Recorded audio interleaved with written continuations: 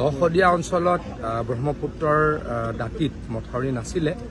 আজি সন্মানীয় বিধায়ক বলিন চেতিয়া ডাঙৰীয়া এই অঞ্চললৈকে লৈ আহিলে আৰু প্ৰায় আমি ইয়াত 9 কিলোমিটাৰ মথাউৰি বনাব লাগিব। 9 কিলোমিটাৰ মথাউৰি বনালে হয়তো প্ৰায় 50-60 হাজাৰ বিঘা মাটি খেতিৰ অত্যন্ত উপযোগী হৈ উঠিব আৰু কেইবাখনো গাঁও বানৰ পৰা বাচিব। আজি ৰাইজক প্ৰতিশ্ৰুতি দি গ'লো, যদি বিশেষ একো অসুবিধা নহয় মই নাভাবোঁ অসুবিধা হ'ব বুলি, তথাপিতো কৈছোঁ নৱেম্বৰ-ডিচেম্বৰৰ পৰা এই মথাউৰিৰ কাম আৰম্ভ কৰিম।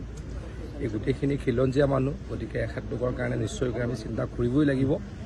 এইবেলি আমি প্ৰায় 320 কিলোমিটাৰ নতুন মথাউৰি বনাম। হিমন্ত বিশ্ব শৰ্মা ডাঙৰীয়াই আমাক নিৰ্দেশ দিছে যে অসমৰ মথাউৰি নথকা জেগা আৰু ক'তো থাকিব নালাগে। য'ত মথাউৰি লাগে তাত মথাউৰি নথকাকৈ আৰু ক'তো থাকিব নালাগে, মানে আনএম্বেংকমেণ্ট পৰ্চন আৰু ক'তো থাকিব নালাগে। আৰু যদি 320-350 কিলোমিটাৰ মথাউৰি বনাব পাৰোঁ, মথাউৰি আৰু অসমত দৰকাৰ নাথাকিব। কিছুমান অঞ্চল থাকিব, কাজিৰঙাত আমি মথাউৰি বনাব নোৱাৰোঁ। কাজিৰঙাত মথাউৰি বনালে যদি পানী নোসোমায় আমাৰ জীৱ বৈচিত্ৰ্যৰ অনুকূল পৰিৱেশ হ'ব। গতিকে তেনেকুৱা অঞ্চলবিলাক বাদ দি য'ত মথাউৰি বনাব পাৰি এইখন চৰকাৰৰ দিনতে আমি শেষ কৰিম।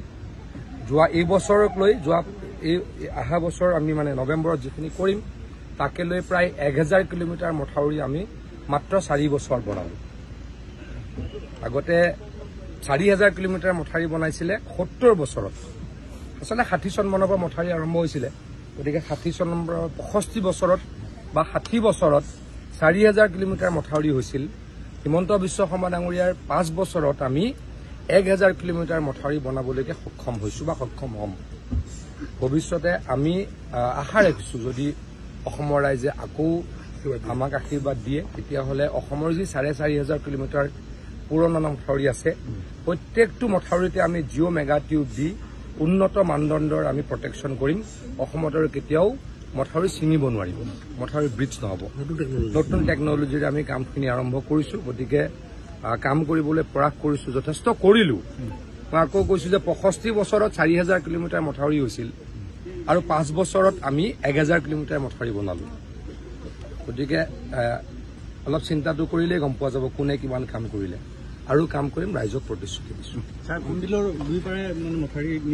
মথাউৰি য'ত য'ত আছে চব হৈ যাব, য'ত য'ত মথাউৰি লাগে চবতে হৈ যাব।